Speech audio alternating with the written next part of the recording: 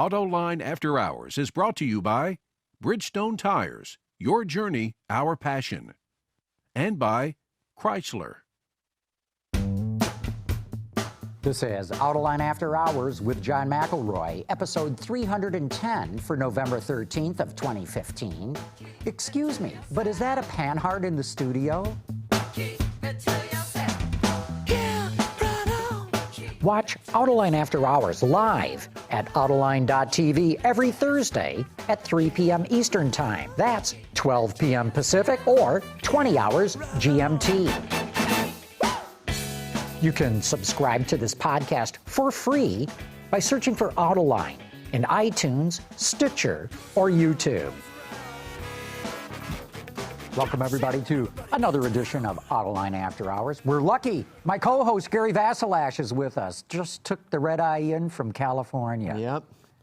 Good to be here. The weather was much nicer out there, I've got to tell you that right now, because we're here in Detroit getting... The weather in California was better than in Detroit? I'm shocked to hear this. See, I'm just trying to come up with these revelations. I thought that's why we lived here in Detroit. For the weather? Yeah. Exactly. Right. Yeah. So you were out driving the new Prius and the new RAV4 Toyotas. That's correct. Can you talk about them at all? No, I can't. Ah, dang it. Okay. Because you'll be driving them, and if I were to talk about them, then I'd be letting the cat out of the bag, and they certainly don't want that to happen. But usually they only limit driving impressions, and they let you talk about the Prius is across the board. Verboten to speak of. Exactly. Until the okay date, huh? Yeah. So. Okay, we're not going to talk about Prius tonight. We can talk about them another week. Yeah. But what we do have to let everybody know is we got Ken Nelson joining us tonight, and we've got a really cool car in the studio here with us. Anybody who watches Autoline Daily will know that we use this as sort of a trivia contest, if anybody could guess what it is. So, Ken, first of all, welcome to Autoline After Hours. Well, thank you, John. And let's let everybody know what this car is. Tell them. It's a 1966 Panhard 24BT. What those stand for, I don't know. It's the last in the series of Panhard automobiles. Panhard, more like the French way of saying it, whereas I think most English speakers would call it Panhard. Right. I can't even pronounce it the way the French do. It's very strange. Yeah. We tried it earlier. We couldn't do it. Right. But it's quite unique, and the interesting thing is, to me, I've always been interested in the history of automobiles. It is the very first production automobile company in the world, started by René Panhard and Emile Levasseur in 1890. And that's pretty early. That's pretty early, and in 1891, by the end of 1891, they had built 21 cars and 70 engines under license from Daimler. In fact, they started building Daimler engines under license in 1876. What? Yes. I've got an excellent history book here that came out a couple of years ago. It's really worth it. Done by an Englishman, David Baer. But it documents the history of these flat twin air-cooled cars. They're quite unique in their engineering. Panhard was actually a luxury car maker in the early days. Great big Art Deco automobiles like the, the Panhard Dynamique. I wish I had a picture of that. Very flamboyant car. Yes, ultra flamboyant. Especially for the day. Yes. I mean, Art Deco ad infinitum. I think Jay Leno has one in his collection, along with 3 later model cars. And there's one in a collection in Florida. Oh, here's one on... there we go. Excellent. Yeah, that is really over the top. Yes, absolutely. How could you get any wilder than that? You know, it's interesting. You mentioning the history of this company, and when it started so early on, and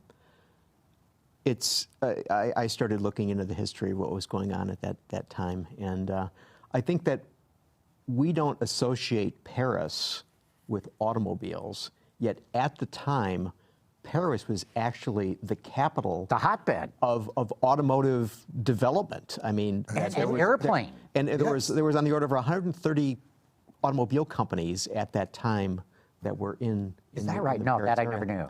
And so there's all this development, and so Panhard, the guy, he became a partner in a company that made machinery for manufacturing things out of wood. And Gottlieb Daimler had actually worked at that company in the early 1860s for a couple of years, and then he left and moved on to England, and that's how they got the association to build the engines under license. Well, that's why the history book mentions that Rene Panhard was a carter. So he evidently built carts. And then progressed to the automobile. Right. I see. Interesting. And of course, did Panhard do the actual engineering himself? Was he an engineer? Yes. There are a couple of engineers are listed in the history book. I forget their names, but there was a lot of engineering capability back then. Well, clearly, I'm sure anybody listening to the show is familiar with the Panhard rod. Yes. In the rear suspension of a car that have been around since I don't know when. Forever. So, even though you may not know anything about the Panhard Car Company, you sure have heard of a Panhard rod. Yes, and it's very frustrating. Whenever I go on eBay looking for parts, all I get is Panhard rods and clamps and brackets. And I'm looking for parts for the real car, so... Anyway. Well, there was another interesting thing that he did back in 1891 was that they were the first to put the engine so that the crankshaft would be parallel north-south. Yeah, and so because if you think about it, back in the day, all of the engines were basically under the driver's seat. Right. Right, and so clearly, this guy foresaw the need for having larger engines. And so the architecture of vehicles as we now know them with hoods goes to him, I think. Yes, they do get the credit for the basic layout of the modern automobile. Right? Yeah. Yes. That I didn't know. Yeah, that's in the book too. Yeah, so it's documented. So let's come back to the BT.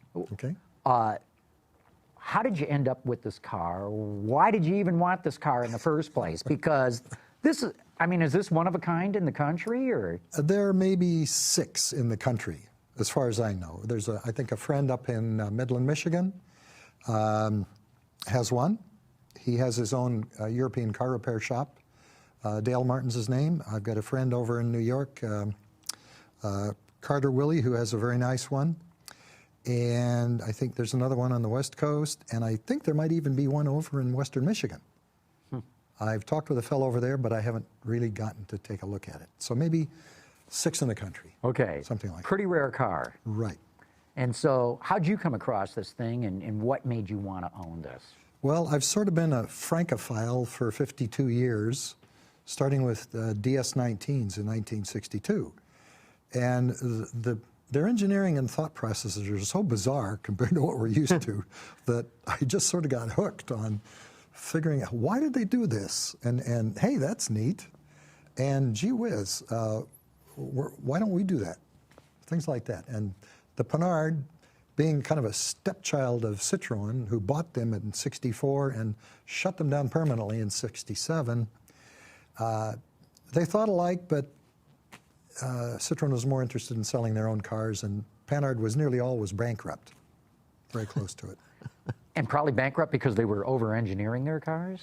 Well, I don't think their cost accountants were that good, because when they moved to what I call their Jelly Bean series about 1954, called a Dina, a Z1 up to 59. Dina, a pretty famous car. Right. In fact, wasn't there a Super Bowl ad a while ago with a miniature Napoleon, a shrunken Napoleon driving a Panhard around? Is that right? Yeah, during a Super Bowl ad, yeah. It was their mainstream car, you might say, after the war. They started in '46 building a 2-cylinder small car, economy car, and in '54 they went to the Jelly Bean. And that continued through until this model, which came out in '64, and they carried on along with that. The interesting thing to me about this car is its engine. It's a flat twin, air-cooled, 850 cc. In this car, putting out 60 horsepower. That's a lot of horsepower for that engine. Right. The absolutely fascinating thing to me about the engine is it has an all-roller bearing crankshaft, and the bearing on the connecting rods was designed by none other than Leonardo Da Vinci. da Vinci. Okay, so you got to tell that story. I personally saw his sketch in the archives of his last home in the Loire Valley of France in 2005, and I darn near fell over. 2 small separator rollers separate the load-bearing larger ones, and they're rolling backwards, so there's no sliding friction between the bearings, the rollers. It's all rolling friction. And when you read the explanation for why this works so well in this engine, when somebody could finally make it, is that roller bearings tended to skew at very high RPMs and jam and wear the rollers out, according to all the stuff in the history book. With this technology and design, they were able to achieve an 8,000 RPM rev line and durability, which they could never do before. This engine came out designed basically to go to 7,000 RPM for the life of the car. And 7,000 RPM, and this is, when was this engine designed, more 46. or less? 46. 46. And what gave him the idea to go back to a Leonardo da Vinci design for bearing braces? I cannot connect that. But obviously he lived in France, so probably somebody studying Leonardo's history over the years, it kind of popped to the surface. So is there something about the material, or is it just purely the geometry of the design that... It's geometry and the layout. There are 2 races on the single journal, staggered. So a small one is opposite a large one, and evidently all these little details eliminate skewing, which can jam a bearing completely and ruin it. And they evidently spent a lot of time designing this thing and testing. But not only does it have roller bearings all over, it's got roller lifters, aluminum push rods, and it's a Hemi head with no head gasket, and it has hydraulically adjusted valves, not via the lifters, but via the rocker arm. Because it's running on 3 psi oil pressure. Because you cannot get oil directly to the bearings, the camshaft is a squirt gun, squirting into catch rings on the end of the flywheel and centrifuging it into the conrods. It was designed for super efficiency with everything they could throw at it. In fact, they couldn't get coil springs to last at that RPM. They had to switch to torsion bars for reduced reciprocating mass. Torsion bars for the valves. For the valves. And not only did they start with torsion bars, each valve had its own torsion bar, they then went coaxial, one inside the other, and ended up with an almost desmodromic valve arrangement in that when the pushrod pushes one valve open, that spring transfers the load to the other valve and pulls it tighter shut. So they've got a lot of very clever features on this thing, and which is why it got such efficiency and always won its class at Le Mans in the late 50s when they were raced in the Deutsche Banner HBR5 coupes. So what is the extent to which this technology that they developed has been used subsequently by other manufacturers, or is it all gone? I have never seen any other application of it, and I've heard of other different roller designs. I've known people who built special crankshafts to race at Bonneville with these engines, using split roller bearings, caged. I really don't. I'd love to know if anybody else uses this design. It sounds expensive. I believe it is. It sounds like there's a lot of machining and assembly involved in this. There is, but then the French were always into that sort of thing. So give us some specs. You said 800 cc, you said what, 60 horsepower? 850 cc, and with a fairly wild cam in this engine, 60 horsepower. The original sedans started out with maybe 750 cc's and moved up to 850. So they started maybe 20, 30 horsepower in the late 40s, went up to 40 horsepower, about 54, and then 50 in slightly later engines, and 60 being the most with this one. But always the same design, basically. So, but the car moves, right? It doesn't feel like some little pokey 850cc car. No, it's noisy as the dickens, but it runs. And being a flat twin, it's very smooth. And I've had it up to 87 miles an hour on 94. And I'd love to take it out to 100, but I'm worried about blowing something up because I've never really gotten into the engine. These very complicated Da Vinci parts are probably well, somewhat on the rare side. yes, I'm trying to learn how to rebuild the crankshafts myself because otherwise it's pretty expensive. Sure. And you got to go back to France. Anyway. So this car, I mean, was it a family car? I mean, it's a coupe or coupe, as I'm sure that they say in France. But, well, all the other cars were 4 doors. It was a family car. It was an economy car because they looked at the situation in France after the war and said, well, we've got no petroleum, we don't have any industry, it's been bound flat, and we need transportation. So it was another version of, you might call it the 2CV Citroën, only it was a hot rod by comparison. Well, anything's a hot rod compared to a 2CV. Yes. Well, for example, in 54, 55, when they first came out with the Dina series, the bodies were entirely aluminum. And according to this book by David Baer, the entire body shell weighed 220 pounds. Which is nothing. Nothing. All the panels, the body in white, 220 pounds. But they had to quickly switch to steel because it was costing them triple the cost of a sheet metal, a steel body, and they were about to go bankrupt in the first time. So they switched piecemeal to steel. And by 58, I think they were all steel.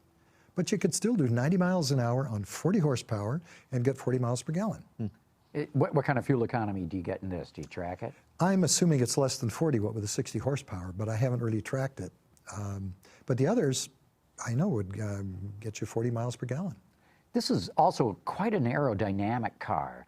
And especially for the day, it's very aerodynamic. Yes. But what strikes me even more is it's a very clean-looking design. I mean, it looks much more modern than you said 66, right? Yes. Than a car from 66. Right. But it sort of strikes me that it has almost a Citroën-like front end, and then an early BMW rear end. Yes. Well, and a lot of people think it's Corvair. And there is that too, but that's probably the short rear deck and sort of the high greenhouse. Well, when you think of cars of that era, late 50s, early 60s, you think the BMWs, NSUs. Right. They were all kind of, I think of them as casseroles, sort of a lid on top of a pot, Right. and very squared off. But the French were always, at least with Citroën and Panhard, quite interested in aerodynamics for efficiency. They always pushed that. But it's interesting if you look at the attention to detail, the way the sheet metal is formed above the front wheels, that little line there, that you would think that someone would just stamp it flat, but they just said, no, let's just add this touch here. Right, Just a little class. Just a little, just a Yeah. touch. Yeah. You mentioned that book a couple of times. One of our viewers, Jonathan, wants to know, do you know the name of the book? Yes, it's called, I think it's the 1946 to 1967, The History of the Flat Twins by David Baer, B-E-A-R-E. It's only been out about 2 years. He actually has a foreword by the last of the Panhard family when he was 100 years old. Wow. Writing in the foreword on it. And another one by a fellow who's head of one of the major museums in Europe, if I remember right. It's an incredibly well-written book, and the detail is just astonishing. Is it in English? It is in English, Okay, yes. Yes. And it's published by, get this, Stinkwheel Press. Not the choice that I would make if I were going to have an automotive publishing company, but There's a history lesson there. That's taken after a powered rear wheel that you could stick on a regular bicycle, and it was a two-stroke. So it was noisy as heck, and it stank. Is there anything on the interior of the car that you find to be somewhat ahead of its time? The visibility. The ergonomics on these cars, I credit all of them. I've learned a lot about Peugeots recently from my son, who's gotten into those. They take supreme care of their derrieres. The French know how to be comfortable, hence the DS with its hydropneumatic suspension and superb seats. But the convenience, the rear seat flips down. You can put skis through the car. The front seats fold all the way down flat. You could sleep in it if you're short. It's got a lot of features I like. Oh, the entire front end lifts up. You undo a few bolts and the entire front end comes right up at the firewall for access. There's a picture of it there. Yeah. Oh my gosh. There it is. Yeah. Yeah, that was just a couple of days ago. The earlier cars, the front end was entirely one piece. The hood and fenders were integral. And they came up as, like a Bug-Eye Sprite. Mm-hmm. So there's no hood that opens? There is on this one. Oh, yes. So it lifts, but there's also a hood. Oh, yes. You can take the hood off without any tools. You get it up to vertical, and it unlocks from a crossbar. Okay. And then you can undo a few bolts, and the entire front end can be lifted up and propped up for access, just like that picture. And the earlier cars, of course, when the aluminum cars were out, and I have a couple of those, one hand, the entire front end of the car lifts up. Wait a minute. You got a couple of these BTs? No. Or the 24? The earlier ones. Oh. The Dinas. What do you have? Way too many of them. I hate to see them become, let's say, Asian vices. Okay, so I guess I like to save them. I hate to see them. What else do you save besides Citroens, obviously? Yeah, and Panhards? I've saved a Goliath. I've saved a couple of NSUs. I've got a Wonkel Spider that I need to sell, the first rotaries. Wow. A Matra Benet de Jet 5S, which was the first ever mid-engine sports car ever built. The oddball stuff. I like the oddball stuff. Why so? What attracts you to that? The engineering, the thinking, the fact that, hey, there are other ways to do things. My basic career job was coming up with ideas for the auto companies and how to use high-strength plastics to lightweight the cars, reduce costs, improve fuel economy. And it all comes out from my father buying a Citroen in 1962. And we had to teach ourselves, and it was just astounding, the differences. Between them, Citroens and American cars of that era. Absolutely. Night and day. Absolutely. Nothing common. You're right. Maybe tires. It taught me, working on that car taught me more physics than my undergraduate degree classes. Serious, practical physics. Oh, the body panel's all unbolt on this car, just like a Citroen. And Fiero, of course, borrowed that for their production methods. Everything unbolts. So the sheet metal is not welded. Right. It is in not. a unibody. It's bolted to a frame. It's all, the roof on this one may be welded on, but not Citroen. Everything. You've got a drivable chassis. You know, you're mentioning the engine specs, and our viewers, Maverick wants to know, is that horsepower to the current SAE standard, or is? Good question. I cannot answer that. Okay. All I know is that when I was driving my 59 Dina Z16, which I bought from Chrysler's China car program, after working with Ken Mack and other people over there under Francois Castang. The CCV program? Yeah. Yeah, I have the Panhard that came into that collection via Bob Lutz. And I was clocked leaving the Orphan Car show some years ago after I got it at 85 miles an hour on 23, and I wasn't even flat out. So tell us a little bit about that China car program, and why would Chrysler have brought in these cars like you're talking about? Good question. It was the brainchild of Francois Castang, who came over from AMC, and of course is French, and grew up keeping his feet warm in a mummy bag, driving a Duchevaux to school in France. And he had the concept of, you could call it a toy car, model car kit, 2 clamshells, made out of injection molded plastic, with molded in color to save $500 million versus a paint plant. If you could eliminate paint, You save a lot of money. Yeah. Yeah, not to mention quality control and everything else.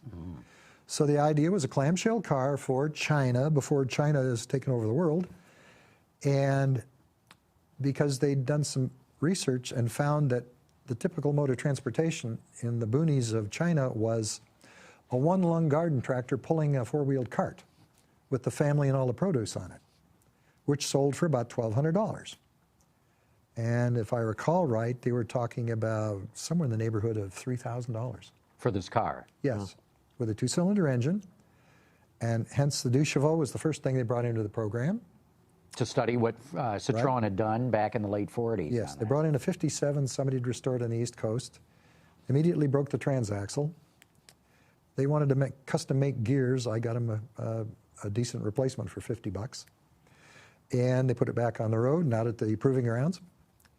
And then they brought in a Briggs & Stratton engine with a Subaru transmission, and they built their own mock-up, which looked a heck of a lot like a 2 Chevaux. Yeah, it does. With a fiberglass. Do you remember that car, Gary? Yeah, and they actually, it was interesting. So it was a thermoplastic, 2 pieces. Husky. And Husky molded them. Husky Molding was doing all the molding. I remember going to the plant. Yes, I was in that plant. yeah, and then the interior was even injection molded, as I recall. That it was that they just wanted to make it as dead simple, because I think it was 6 or 8 pieces overall that you would need to assemble. I think you're right. To make this car. Right. And yeah, a lot of the work was done in Western Michigan at Cascade Engineering. Yes. With because they were injection molding large trash receptacles, the giant dumpsters, and so they had presses with sufficient platen size to be able to do that, and they were doing some early work Not there. too far from here. So, when they finally got that one side mold, I worked with them the first year of the program as DuPont's consultant on the project, because I'd also worked on the Chrysler LH plastic fender series.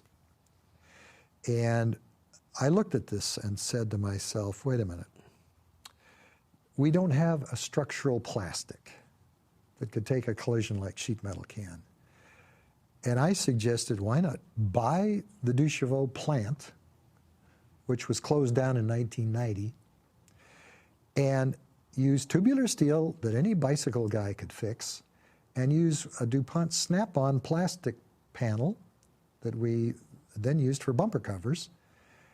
And in an accident, you'd pop the panels off, you'd straighten out the tubing and put the panels back on.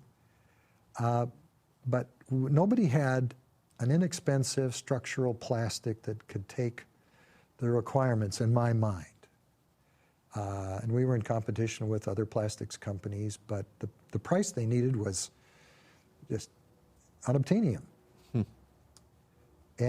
But I was there when they brought in the 2 Chevaux at the beginning of the program, and then later on the Panhard showed up that Bob had found, as I understand it, at some engineering shop on the East Coast. And being European, he knew the cars and the potential there, and brought that car in.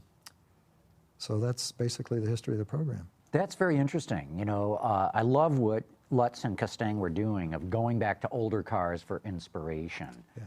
And I want to say, I might have this wrong. It might have been Jack Telnack, who was the head of Ford Design years ago. And I want to say he took his design group through the Henry Ford Museum, which, as you all know, has a whole lot more than just Ford cars in it. It's got a whole lineup of things. But again, for that very same thing, let's go back and look at what some of the best minds in the history of this industry have done. Sure. And how do we learn from that? How do we modernize it? Well, that's what's been frustrating to me, because I worked with a lot of newly minted engineers, and they'd come up with an idea, and I'd say, right, that's been around a while, guys. And when you look at it, in 1904, Porsche had a 4-wheel drive electric automobile. Yeah, hybrid. Yes. The loaner Porsches, right? Yeah. In fact, I want to say like the first 4 or 5 cars that Porsche designed were hybrids. Pure electric and/or hybrid. Yes. And there was the beauty of the beginning of the era was that people could, whatever they could think of, they could build and tried to. And they tried so many different things, and we've forgotten a lot of that history. And we keep reinventing the wheel. Yeah, we do. Hey, look, we got to pay some bills here, as they oftenly say. We've got to take a quick commercial break here, and let's give a good shout out to our friends at Bridgestone. Oh. And so we're back. Okay, so at this point of the show, it's always a good idea to show a number, because I know you depend on me having these numbers. Dr. Data better have his number, you bet. All right, so Carmen, can you bring the number up, please? Okay, so this is a very innocuous looking number, 1201. That's when the bolts for this Panhard were designed for the wheel lugs, right? Yeah, it was done by, no, it had nothing to do with that, but this has to do with the subject that you have talked about on the show several times, and it relates to, and I quote, exemption to prohibition on circumvention of copyright protection systems for access control technologies. Remember, okay, translate, please. So remember when we were talking about people hacking cars and about how the automakers, many of them were against people having the rights by which they would be able to go in and deal with right. it. And so the Association of Equipment Manufacturers, Association of Global Automakers, Auto Alliance, Eaton, GM, John Deere, Motor Manufacturers Association, they were all saying, keep people out of our cars. This is our software. Well, it turns out that the U.S. Copyright Office, which is part of the Library of Congress, which I never realized, they decided that was not going to fly, that they made an exemption to that. So, as it says, computer programs that are contained in and control the function of a motorized land vehicle, such as personal automobile, blah, blah, blah, blah, blah, people actually will have the right to go in. And so the exemption is for the section 1201. And, which is, but it's interesting that they made the ruling, but there's going to be a year before it goes into effect. So, I find it sort of fascinating that the whole Volkswagen thing was found in large part because researchers were able to go into the control units and find the software. Had this stood, they would have not been able to do that because it'd be prohibited. Wow, very interesting. So anyway, so this was the patent office, did you say? Yeah, so a couple weeks ago they decided that they would, allow people to go in and look at that code. So it is not General Motors or Eaton's or somebody specific. So automakers cannot protect their source code, is essentially what it's saying, isn't it? No, it's saying that if you have a car, the same way that if you needed to fix something, and you wanted to change spark plugs and it came with a certain set of spark plugs and you wanted to put a different set of spark plugs in there, you'd have the right to do that. The same way, because you bought the car, you'd have the right to go in and make these other modifications. Very interesting. So, I missed that. Thank you for bringing that number in. Yeah. So what else has happened this week? Hey, what do you think of Hyundai starting its own new luxury brand? I think that, it's perhaps overdue for them to do that because they've had these... they've wanted to do it for years. Well, they came out with the Genesis. They brought in the Equus to the market. So two high-end models there. I think what's interesting about this, though, is that, the guys at Hyundai really are working it hard. And I have this feeling that if you're a guy at Audi or BMW or Lexus or Cadillac or Lincoln, man, you've got to watch it because these guys are just going to come hard and just throw in boatloads. But as you know, I mean, the luxury segment's a little bit different, and just showing up with a great car often is not enough. I say often because Lexus did it, but Infinity's never really caught on. Acura's never really caught on. Cadillac and Lincoln are struggling to try to get back to where they once were. So it's not just having a beautiful car, good technology and all that. Heritage counts. Can they pull this off? Well, see, but the question, and this gets back to, the sort of the modern era that we live in now when we see this, Panhard car with pedigree up the wazoo but if you think about consumer products that are out there now that okay, what is it aspirational in terms of technology? It's Apple. How old are they? Yeah. How many people buy Samsung phones because they think they're really cool and really capable? So if you have this generation that basically is coming into this and saying, I don't care about how old that company is. I care about what that company is going to bring to me in terms of technology and capability and style and so on. And it's just not about heritage. I think it's different when you get into luxury goods. I don't know. So let's see here. We've got another question come in, or not. Oh, here's a good one. Maverick wanted to know, do you believe the VW emissions issue is due to a lack of engine redesign to U.S. regulations, similar to the lack of redesign of the gas engines to operate on regular fuel? Well, did you happen to see Bob Lutz's, the aforementioned Bob Lutz's, he had a piece in Road and Track about how it was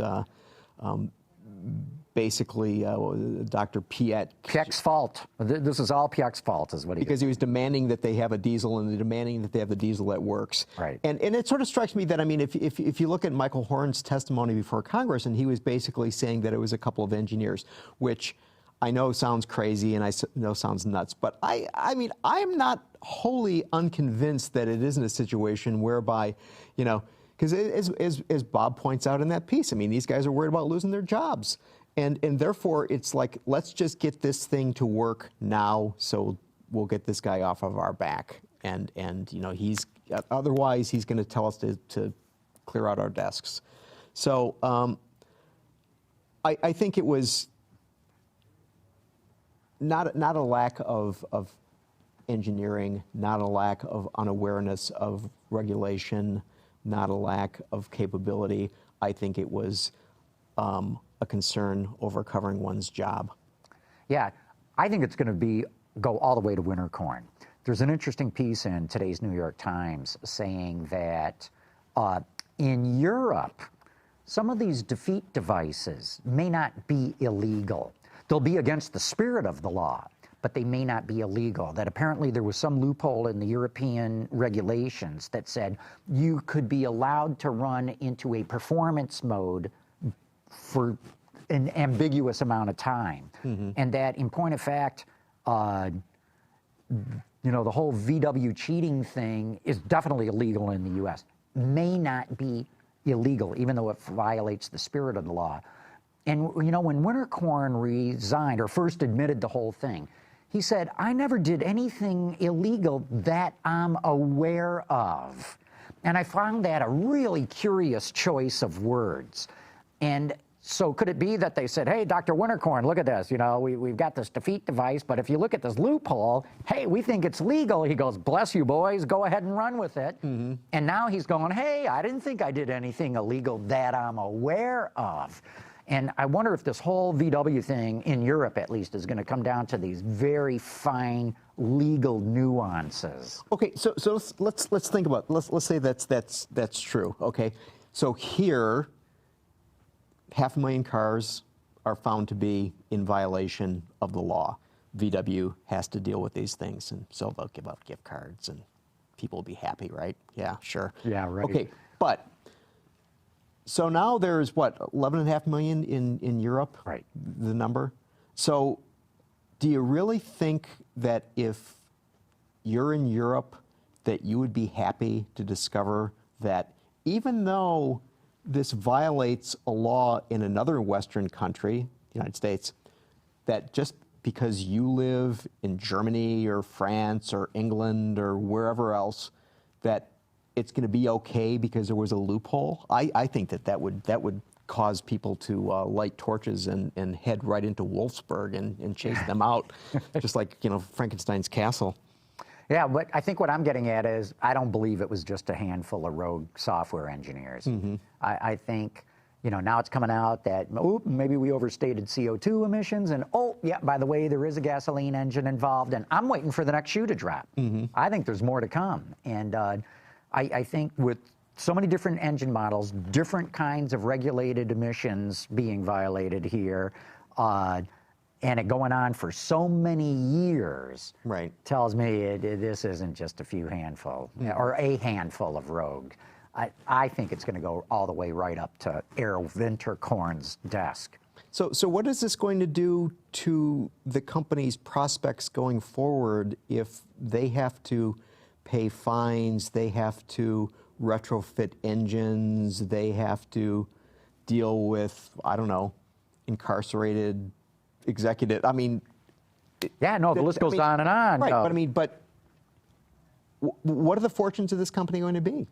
That's a great question, and everyone's speculating about it. But I do believe it is entirely possible they're going to have to sell off businesses. We've talked about this on the show. Mm-hmm. Why are you keeping Bugatti? You don't make any money at it. And now you got to, pour all this cash into developing a new model. Well, that money's already been spent. Okay. Why do you have Lamborghini? Does it really make a whole lot of sense to have Bentley? How profitable is it? I guess I'm going to have to go look that up. They've got these truck operations, Scania and MAN. Maybe those are going to have to be sold, and there will be willing buyers for the truck operations, that's for sure. Ducati's another one that's sort of, I don't know, it seems to me they bought it for bragging rights more than that it fits into any portfolio. So I think they'll not get rid of Porsche, they'll not get rid of Audi, Skoda they'll keep for sure, Seat's probably safe is my guess. But if this bill, this litigation and repair and recall and regulatory fines and maybe even Department of Justice fines add up to, people are talking about 35 billion euros. There's even some estimates that go much higher than that. That's a mega financial hit.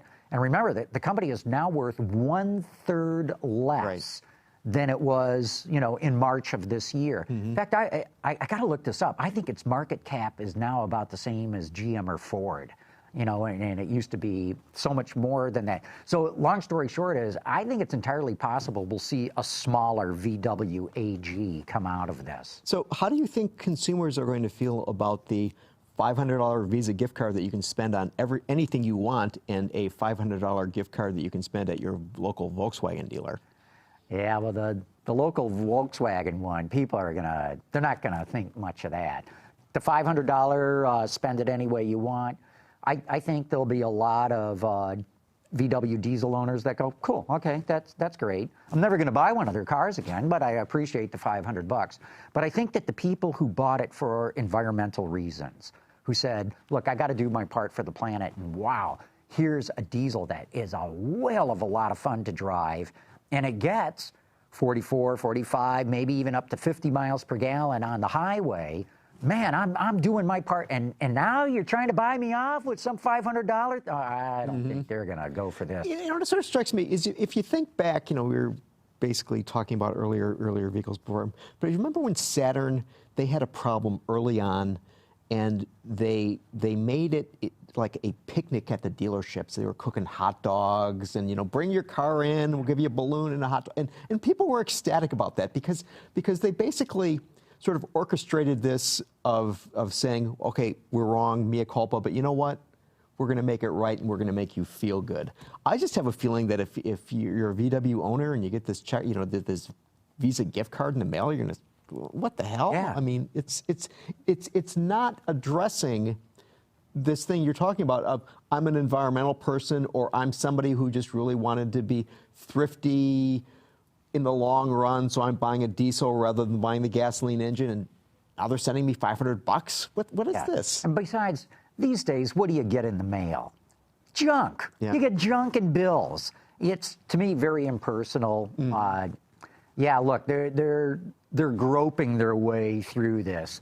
They're trying to do anything right now to get people's minds off it. But I don't. Look, they're trying something. I give them credit for that. Do I think this is going to work to retain customers? No, I do not. Hey, look, we got to take another quick break right now. We're going to give a shout out to our friends at Chrysler.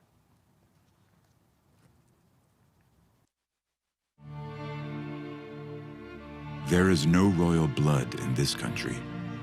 nothing is reserved for anyone. It's all just out there, waiting for someone to reach out and take it. And the ones who do, these are the kings and queens of America. So, Gary, one of the things that caught your eye this week, Toyota spending a lot of money on robotics. Yeah, $1 billion over 5 years, and they're going to be establishing new R&D facilities in Palo Alto, California, and then they're going to be setting up another one in Cambridge, Massachusetts.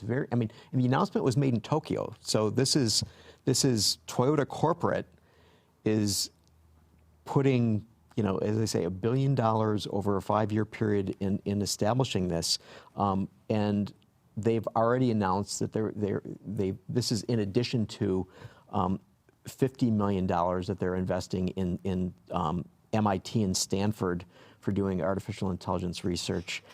And it's very interesting to me that part of what they're doing, they're taking this guy named Gilbert Pratt and putting him in charge of this operation. And he says our initial goals are to, 1, improve safety by continuously decreasing the likelihood that a car will be involved in an accident, autonomous. Yeah. Make driving accessible to everyone regardless of ability. That's autonomous. Autonomous. 3, apply Toyota technology used for outdoor mobility to indoor environments, particularly for the support of seniors. Well, there's that aging Japanese population, right, very keenly interested in having some devices to help them out. And I thought this is interesting. We also plan to apply our work more broadly, for example, to improve production efficiency and accelerate scientific discovery in materials. Whoa, that's got nothing to do with autonomy. But, as you pointed out, there's robotics research going on. So maybe they're looking for the ways and means to somehow be able to manufacture using, advanced production technologies. Well, I ran into, I was at the Autonomous Truck Conference this morning in Detroit, and we ran into a company called Harvest, I think it's called Harvest Technologies, using mobile collaborative robots. Wow. So, we've talked a little bit, I think, in the past of this collaborative manufacturing where robots are working right on the assembly line, right amongst people with no safety guards or anything. And if you want to stop the robot, you just hold your hand out. As soon as it touches your hand, boom, it stops. So it's safe to do that. But this company is working with mobile robots. They're not just anchored at a point in the assembly line. And they can take over loading and unloading. In fact, they're automating warehouses. And they actually started out on automating farms. And so, yeah, there's this very interesting robotic stuff going on. And to your point, with an aging population in Japan, they're going to need this kind of robotic stuff. And so we're seeing both Toyota and Honda really getting into these. And we've talked about the Google car a lot on the show. And, one of the initial ideas for that vehicle was they were talking about senior citizens who were incapable of driving cars, that you would basically have this automated service in perhaps gated communities that the Google car would come and pick the person up and take the person to the doctor or shopping or wherever it is. So, I think when we think of autonomy, we're thinking more about the guy who's driving down the 405 who is, working and shaving and applying makeup and so on and so forth. But I think a lot of this is, to be a transportation device for people more than an automobile.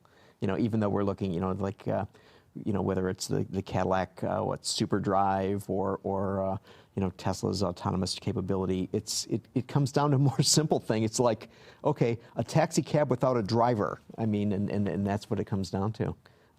So that's interesting phenomenon there. Very interesting, though, that Toyota would put all this research money in the U.S. and not do it in Japan. Well, that's where the money is, no? The Willie Sutton thing. Because if you're doing, artificial intelligence research, this is the place. Back back when you and I were young, when the MITI, the Japanese Ministry of Industry and Trade, or International Trade and Industry. Yeah, and they had this, what they called the 5th generation program, which was all about artificial intelligence.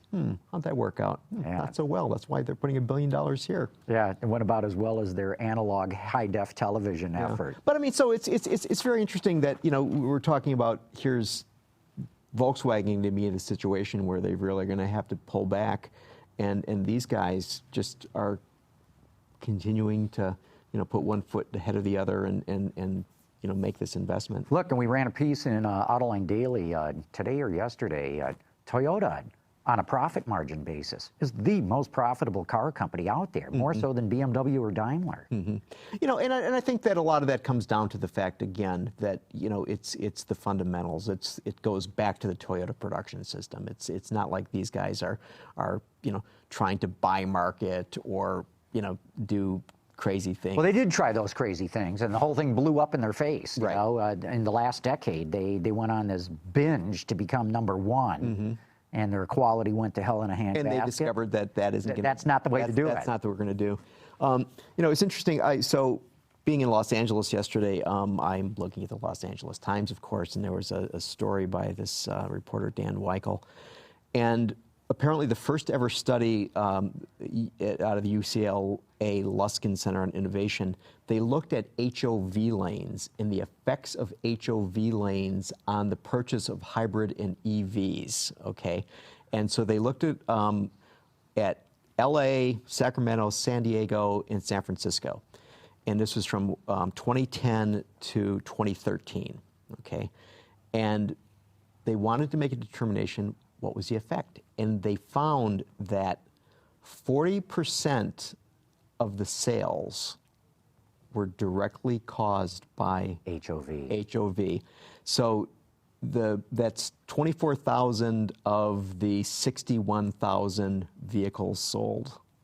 So I mean, had they not had that capability, would we have been just like 36,000 and change? I've said that all along. I saw Anthony Lewandowski speak a couple of years ago. He's, of course, with the Google autonomous car program, and they were trying to determine, what will people pay for autonomy? What will people pay for mobility? And he had a great presentation where he showed 2 Toyota Priuses, exact same year, roughly the same mileage, but one had an HOV lane sticker. Because remember, those early hybrids could qualify for them. But then they ran their allotment and they said, okay, no more. They sold too many. They sold too many. The difference in the price of these 2 used Priuses being sold is that the one with the sticker was $5,000 more. Wow. And that's what Google read into it. People will easily pay $5,000 for more mobility.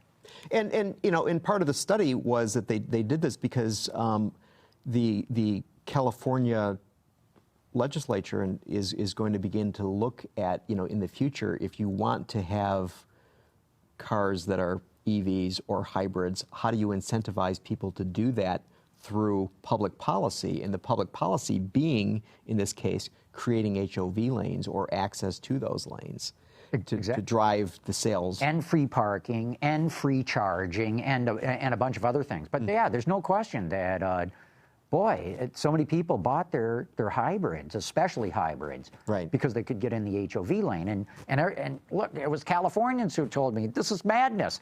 The Prius should be in the stop-and-go traffic where it's the most efficient, and the rest of us should be in the HOV lanes maintaining a steady speed. So, yeah, that's pretty crazy. But, yeah, what a stat. I've never heard anybody quantify it. So, there we go. 40% of all the sales, isn't that what you said? That's what he said, yeah. So, and I checked with the reporter today because I wanted to get a clarification on that. And so it's quite a thing. But, you know, seeing the traffic in LA is what we're going to see next week. It's crazy. Hey, we got a question here from S10 Baja saying, would the Autoline crew like to comment on the GMC Jeep Fighter brought up last week? I'm not familiar with... Well, we were talking about why companies like GMC are letting Jeep have the market to itself, the success that it's having, and whether they would be, you know, the appropriate place to go after it. And you know, and it occurs to me that over the years we've seen, particularly like the Detroit show, when GMC has been coming out with these concept vehicles that you say to yourselves, that is the one. And had there not been Hummer, I think we would have vehicles like that coming out of a brand like GMC. But I don't know. I mean, why were they not doing it? That was a Hummer. Actually a Hummer, right. As we can see why the 7-slot grille. Oh, did I say that? Yeah. And, we learned with this latest UAW Ford negotiations that Ford is going to bring the Ranger back to the Michigan truck plant, and it's going to bring the Bronco back. Mm-hmm. Most people remember the O.J. Simpson Bronco, which had grown into this sort of bloated thing that was like a smaller version of the Navigator or the Expedition. But if you go back to the original Bronco, that was a cool vehicle. Mm-hmm. And, Bill Strope especially, and it took it to the Baja 501,000. Parnelli Jones was driving it. That's the Bronco I remember. And that was definitely a Jeep competitor. So that's my question. What do you think? Is Ford going to bring back the O.J. Simpson Bronco? Or are they going to bring back the Bill Strope Parnelli Jones Bronco? If you think about it, I mean, that what Ford didn't have back then was a Ford Edge, right? They didn't have something that was... So you're saying if O.J. was running from the police today, he'd be in an Edge. Well, actually, he wouldn't be in an Edge. I'm thinking maybe he'd be in the Lincoln MKX, which I'm driving right now. Or MKT. And, well, I don't know that we need to go there. But, no, I think that those guys at Ford are well aware of the fact that they need something that is going to be a little more macho, and aggro and capable, and I think that they certainly have the engineering capability of doing that, and that